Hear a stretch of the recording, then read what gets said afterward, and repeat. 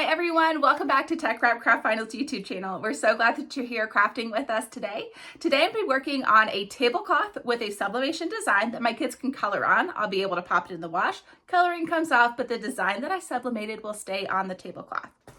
For materials today, I'm going to be utilizing some TeckWrap printer paper. This is sublimation transfer paper, meaning I can print on this paper and be able to take the paper, lay it directly on the surface of the material that I'm looking to sublimate, heat press with the paper, remove the paper, the design stays, and you can throw away the paper.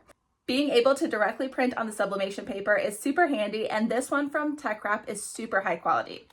Today I also have a tablecloth with me. This is a white 100% polyester tablecloth. For sublimation, polyester does work best, and the higher the percentage of polyester in the material, the more vivid the design that's transferred onto it is going to be.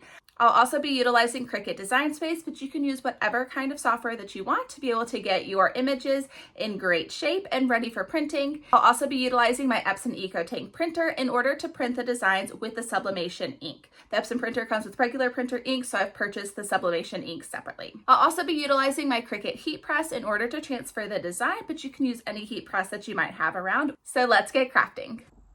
So here we are in Cricut Design Space. Now, I personally have a Cricut Joy, but the Joy unfortunately does not have the function to do a print and then cut. Though we're not doing any cutting today, just simply printing, I'm going to change this over to a Cricut Maker. You could also utilize the Cricut Explore. And again, because we're not doing any cutting, it's okay that we don't have a Cricut Maker or a Cricut Explore with us today. We're just trying to utilize that print and cut function. So we're going to select the Maker or the Explorer in order to do this project. After selecting Maker or Explorer, I'm going to click New Project, and it's going to give me my wonderful blank canvas. I'm going to be utilizing the image library today in Cricut Design Space and looking for items that have an outline where my children can color inside or outside the lines.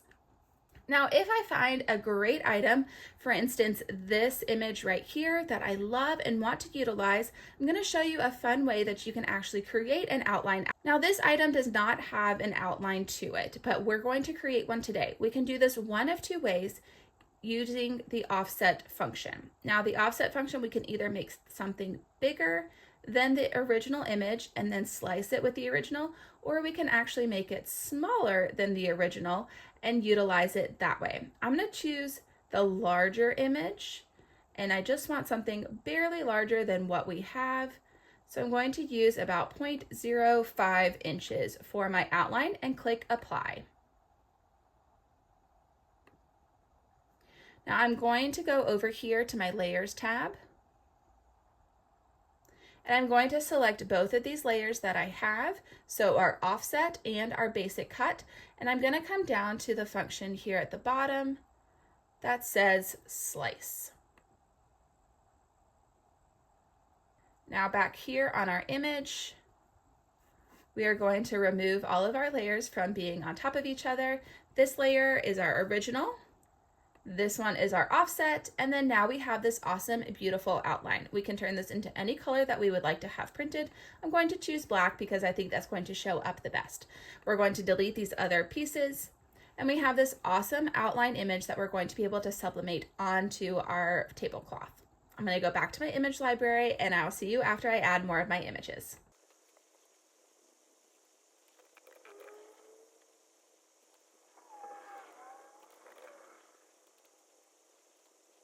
Now we have all of these images, but they're all basic cut. Instead of them being basic cut, what we want to do is go up to the operation menu here, click the pull down, and click a print then cut. We're going to want to do this for each of the items that we have.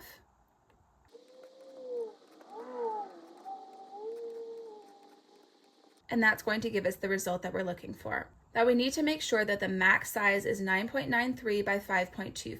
So we're simply going to go up here to the width and click in 9.9 for this image here. Looks like our pumpkins need to be slightly smaller as well, so 9.9. And our bats also need to be a little bit smaller too. So again, 9.9. And we should be good to go. Once we have all of our images as print then cut rather than basic cut, we're going to come up here to the Make It button and click it. It's going to take us to our preparation space, and it's going to show us how each of these items is going to print out on our paper, making sure that it's fitting within those guidelines here. We're also going to want to make sure that we mirror our images anytime that they have writing on them or something that needs to go in a certain direction. Because most of these images are pretty symmetrical, we could mirror them or we could just leave them as is. This bat in particular, I'm pretty sure is going to look the exact same mirrored or not. Once all of the images that we need mirrored are mirrored, we're going to click the green Continue button. We're going to click Send to Printer. And we're going to click to use the system dialog. We're going to make sure that this is our Epson Eco Tank, and we're going to click Print.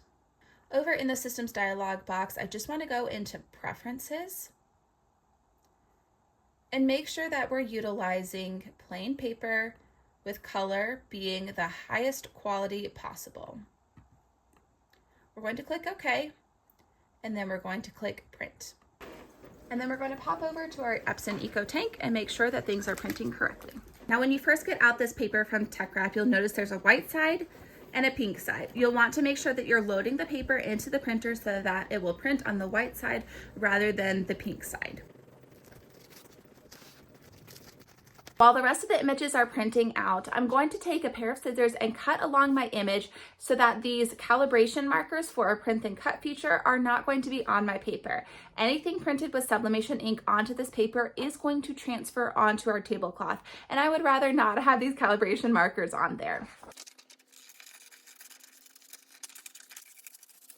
You don't have to be super careful with getting super close to your image. Anything in this white space here does not have ink on it, and therefore it won't show up when we transfer it onto the tablecloth. Now that I have all of these images ready to be sublimated, let's head on over to my heat transfer station, aka my ironing board.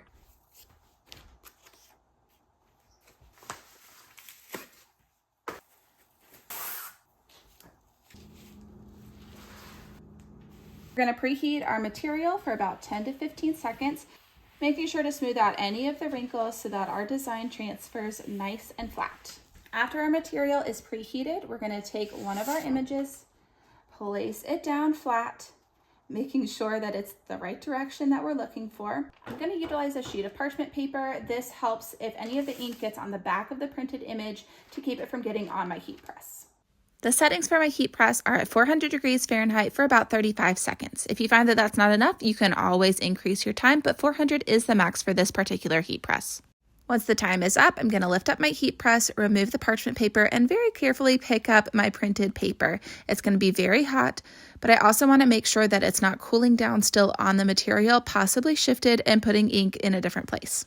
Because I want my kids to be able to color this, I chose to do a black image, but the beauty of sublimation is that you can print whatever combination of colors, however many colors that you want, and being able to transfer it all together onto your material.